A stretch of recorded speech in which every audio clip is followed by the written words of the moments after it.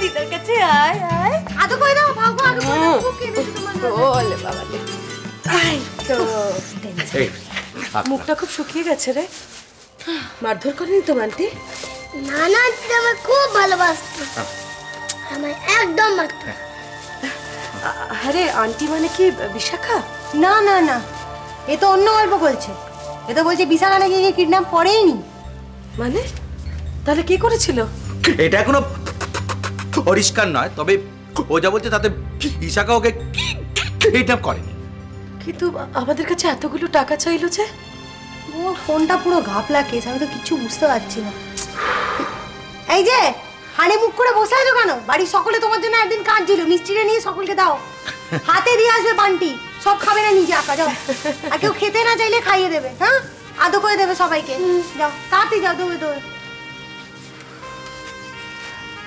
হ্যাঁ রে তাহলে বিশাখা কি ছাড়া পেয়ে যাবে ছাড়া পেয়ে যাবে কি ছাড়া পেয়ে গেছে বাড়ি চলে গেছে এতক্ষণে এই খেয়ে ঘুমিয়ে পড়েছে এসি চালিয়ে কি কি পরিপ্রেক্ষিতে আটকে রাখবো বলো তো এখন এসব কথা থাকবো রে বান্টি ভালো ভালো বাড়ি ফিরে এসেছে এর থেকে আনন্দের আর কিছু নেই অমল তুমি বাবা এবার বান্টির পড়াশোনার একটা ব্যবস্থা করো আমাদের বাড়ির সবাই নিজেদের নিয়ে এত ব্যস্ত ওর ভবিষ্যৎটা যাতে নষ্ট না হয়ে যায় এইটুকু দেখো আমার মনে হয় আন্টিকে কোনো ভালো বোর্ডিং স্কুলে দেওয়া উচিত তাতে ওর পড়াশোনাটাও ভালো হবে ডিসিপ্লিনটাও খুব শিখে যাবে আরে বান্টি চলে গেলে আমার কি হবে আমাকে একটা ভাবো বান্টি এখান থেকে কোথাও গেলে আমি বাঁচতে পারবো না ও এখানেই থাকবে এখানকার সবচেয়ে বেস্ট স্কুলে ভর্তি হবে এখানে লেখাপড়া করবে হ্যাঁ পড়ি স্কুলের পড়াটাই হয় কিন্তু বাড়িতে থাকলে ওর এ দেখাশুনো করবে এ ওকে পড়াবে কেন তুমি এসে লেখাপড়া করাবে আরে বাবা আমি তো ব্যাঙ্গালোরে একটা চাকরির ইন্টারভিউ দিয়ে দিয়েছি যদি সেটা হয়ে যায় তাহলে তো আমাকে হলেই যেতে হবে সত্যি তুমি ব্যাঙ্গালোরে চাকরি নিয়ে চলে যাচ্ছ খুব আনন্দের খবর এখনো পাইনি এই টিন পরীক্ষাটা দিয়েছি যদি হয়ে যায় তাহলে তো আমাকে এখান থেকে চলে যেতে হবে অমল তো ঠিকই বলেছে পুরি তুই নিজের স্বার্থের জন্য বান্টি জীবনটা নষ্ট করিস না ওকে ওর মতো এগোতে দে হ্যাঁ প্রথম প্রথম কষ্ট হবে ছেড়ে থাকতে তারপর অভ্যেস হয়ে যাবে দেখবি ঠিক আছে এখন এসব এখন তো আর যাচ্ছে না গেলেও তো অনেক দেরি আছে এখন এসব নিয়ে ভাবার কোনো দরকার নেই আর আমি এখন বহুত টেনশনে আছি অপূর্ব অফিসের কেসটা নিয়ে অপূর্বকে যে করেই হোক ছাড়ি আর মা নাহলে নিজের কাছে নিজে বড্ড ছোট হয়ে যাব এত চিন্তা করবেন না ওরই যখন আছে তখন একটা ব্যবস্থা ঠিক হয়ে যাবে অপূর্ব পিছিয়ে ঠিক বেরিয়ে আসবে কি পরি হলো আমি অপূর্ব পিসেকে অ্যারেস্ট করেছি আমি চার্জশিট দেব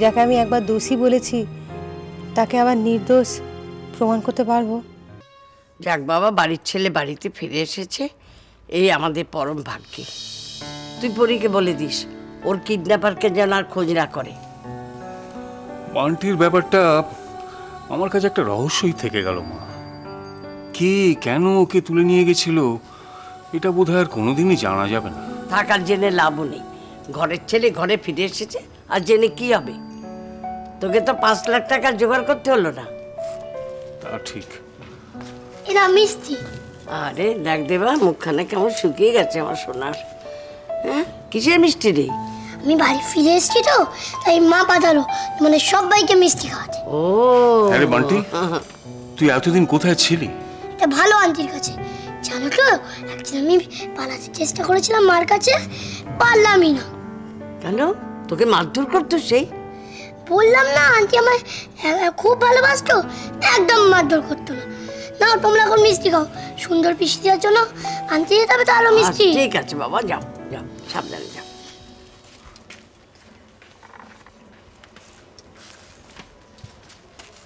ওরই ঠিকই বলেছে মা। বিশাখা বান্টিকে কিডন্যাপ করেনি। হ্যাঁ, তাই তো মনে হচ্ছে। ও কিডন্যাপ করলে পরীকে একটুখানি যাতা দেওয়ার জন্য তো ওকে মারধর করতো। কিন্তু ফোনে তো আমরা বিশাখার গলায় শুনেছিলাম। হিসেবটা মিলছে না। পরীর আর কে শত্রু আছে? যারা এই ঘটনাটা ঘটালো, কেন ঘটালো না জানতে পারলে তো ভবিষ্যতে আবার এরকম ঘটনা ঘটতে পারে। না, আর জানার দরকার নেই। সব যেমন ঠিকঠাক হয়ে গেছে, আর জেনে কোনো লাভ নেই। তবে হ্যাঁ দেবা, একটা কথা কিন্তু আমাদের মনে রাখতে হবে, বিশাখা যেন এই বাড়িতে আর না ঢোকে। সাবধান।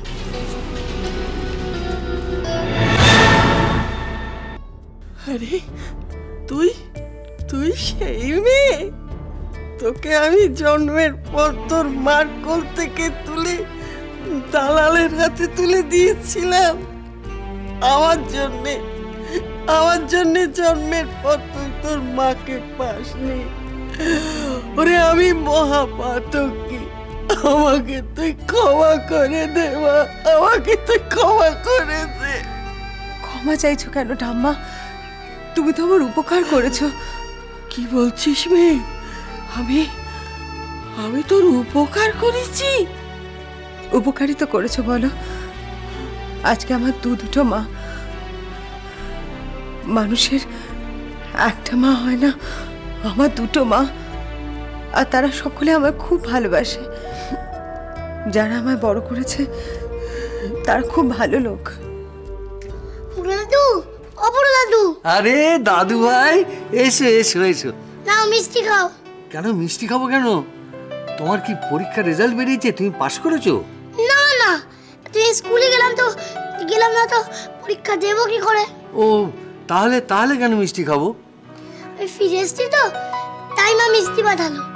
ও মা, দেখো দেখিনি কি বোকা। আরে তুমি ফিরে এসেছো সেই জন্য তো অন্য লোকেরা তোমাকে মিষ্টি খাওয়াবে। হ্যাঁ, তুমি কেন খাওয়াবে? কে জানে, মাই তো পাঠালো। না না, তোমার মা আরো বোকা। দাঁড়াও, আমি তোমার জন্য মিষ্টি এনে রেখেছি, তুমি ফিরে এসেছো বলে। এই দেখো, এই মিষ্টি তুমি খাবে। আমি যে কত আনন্দ পেয়েছি তুমি ফিরে এসেছো অক্ষত শরীরে। তুমিও মিষ্টি খাও? হ্যাঁ, নিশ্চয়ই খাবো। কিন্তু তুমি আমাকে বলো তো, এই যারা তোমাকে ধরে নিয়ে গিয়েছিল তাদের কথা। দাঁড়াও, আগে সবাইকে মিষ্টি খাইছি, তারপর না খাও। আচ্ছা আচ্ছা, হ্যাঁ, কিন্তু এই মিষ্টিটা নিয়ে যাও। ও, এটাও নিয়ে যাও। হ্যাঁ। ও রাধা মাধব, অক্ষত দেহে যে বানটি ফিরে এসেছে, এই তোমার করুণা। খালি যারা এই ছোট্ট বাচ্চাটাকে ধরে নিয়ে গিয়েছিল তাদের তুমি চরম শাস্তি দিও। বাবু গো, এবার আমাকে ছেড়ে দাও। কোথাও যাওয়া হবে না তোমার। বাবা, এই ঠাম্মার জন্য আমি আমার পরিচয় ফেরত পেয়েছি। এই ঠাম্মাকে আমি ছাড়বো না। ছাড়বো না মানে কি করবি? আমার কাছে রেখে দেবো। যতদিন উনি বাঁচবেন উনি আমার কাছেই থাকবেন। কি বলছিস মেয়ে? আমাকে ছেড়ে দে, আমি মহাপাপী। তোমাকে ধরে রেখে সেই পাপের শাস্তি আমি তোমায় দেব। এখন থেকে আমি তোমার আপনজন। ঠাকুর, এত করুণা তোমার, এত করুণা। আমি তো ভেবেছিলাম তোমাদের বাড়িতে এসে সব স্বীকার করার পর তোমরা আমাকে লাথি ঝাঁটা মেরে দূর করে তাড়িয়ে দেবে। তাড়িয়ে দেব কি বুড়ি? তুমি সারা জীবন আমার কাছে থাকবে। আমি তোমাকে বুকের মধ্যে জড়িয়ে রাখবো। তুমি আমার ঠাম্মা। দেখো, পরি নাকি বলেছে ওই মলিনা বুড়ি এ বাড়িতে থাকবে, কিন্তু আমি বলছি ওকে এ বাড়িতে রাখা হবে না। তুমি পরীকে ডেকে বোঝাও। দেখো, ওই মলিনাই তো পরীর পরিচয় এই বাড়িতে নিয়ে এসেছে। ঠিক আছে, তার জন্য তার কাছে আমরা কৃতজ্ঞ, কিন্তু এই অসুস্থ অবস্থায় বুড়িকে এখানে রাখা কি ঠিক হবে? ডাক্তার বলেছে যে কোনো মুহূর্তে যা খুশি হতে পারে। আরে সেই জন্যই তো পরি ওকে বাড়িতে রাখতে চাইছে। যে এত বড় উপকার করলো আমাদের, সে রাস্তায় পড়ে মরুক এইটা পরি চায় না। ওর যদি কোনো কেউ থাকতো আত্মীয় স্বজন, সেখানে না হয় খোঁজ নেওয়া যেত। ওর তো কেউ নেই। ঠিক আছে, ওকে এতে হাসপাতালে দাও, চিকিৎসা করাও, টাকা পত্র দাও, কিন্তু এই অসুস্থ অবস্থায় যদি বুড়ি এ বাড়িতে মারা যায় তাহলে বাড়ির অকল্যাণ হবে, আমি বলে দিলাম। কার অকল্যাণের কথা বলছো ঠাম্মা? আমরা সকলের অকল্যাণের কথা ভাবছি। মলিনাকে এখানে রাখা চলবে না। ওমা সে কি? আমি তো কথা দিয়ে দিলাম। তুই তো সব দিক ভেবে বলিসনি। মলিনার অবস্থা তো ভালো নয়। আমি তো দাদুকে বলেছি হাসপাতালে দিতে। হাসপাতালে কেন দাদু? সেই সময়টা আমাদের কাছে থাকবে না বলে মলিনা? আচ্ছা, ওসব কথা পরে হবে। তুই বান্টিকে ফিরে পেয়েছিস, এখন তুই আনন্দ কর, তুই ভালো করে থাক। আমি দেখছি এই দিকটা কি করা যায়। বান্টিকে ফিরে পেয়ে আমি সত্যিই খুব আনন্দ পেয়েছি, সেটা ঠিক। কিন্তু আমার মাথাটা বহুত গরম হয়ে যায়, জানো তো কেন বলো তো? বিশাখা লকআপ থেকে বেরিয়ে গেল, ওকে ধরে যদিন না আমি ক্ষীর খাবো আমার শান্তি হবে না। দেখ, এ বান্টি যখন বলছে যে বিশাখা কিডন্যাপ করেনি, তখন তো ওকে আর তুই ধরে রাখতে পারিস না লকআপে। আমিও তো ভেবেছিলাম আগে যে বিশাখা কিডন্যাপ করেছে, তার শাস্তি হোক, কিন্তু এখন তার তা হয় না। বিশাখা যদি কিডন্যাপ না করে তাহলে কে কিডন্যাপ করতে পারে বলো? আর বিশাখার গলা নকল করে সে বিশাখাকে ফাঁসাতেই বা কেন চায়? সে আমার শত্রু না বিশাখার শত্রু সেটা তো বুঝতে পারছি না। আর যতদিন না বুঝতে পারছি আমার শান্তি নেই।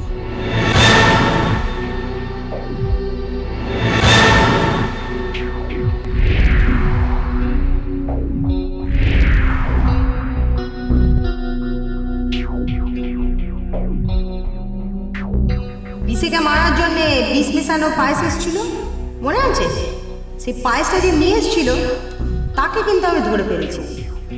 বহুত মার কিন্তু মেরেছি, এবং আমার পেদানির ভয়তে সে নন্দ সরকারের নামটা বলে দিয়েছে। নন্দ সরকারের নাম পরি জানতে পেরেছে, কিন্তু নন্দকে তো আমি জেলে পাঠাই নিয়ে অপূর্বকে খুন করার জন্য। নন্দকে আমি বহুদিন আগে পাঠিয়েছিলাম পরীকে মারার জন্য। সেদিন কপাল জোরে পরি বেঁচে গিয়েছিল আর খুন হয়েছিল রাধা। কিন্তু এখন যদি পরি নন্দর কাছে পৌঁছে যায় তাহলে তো মুখ খুলতে বাধ্য হবে। তাহলে তো নন্দ সরকারের মুখ থেকে রাধাকে খুন করার ব্যাপারটা বেরিয়ে যাবে। এটাও ও বলে দেবে যে আমি ওকে টাকা দিয়েছিলাম। তাহলে তো